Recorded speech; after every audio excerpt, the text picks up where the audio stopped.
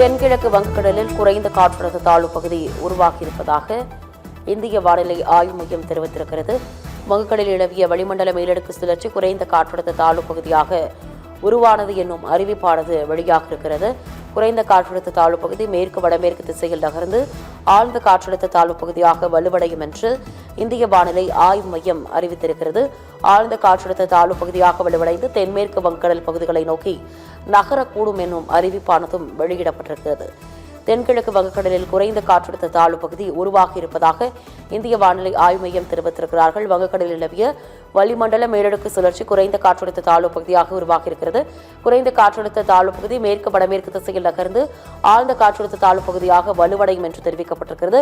ஆழ்ந்த காற்றழுத்த தாழ்வு பகுதியாக வலுவடைந்து தென்மேற்கு வங்கக்கடல் பகுதிகளை நோக்கி நகரும் என்று இந்திய வானிலை ஆய்வு மையம் தெரிவித்திருக்கிறது.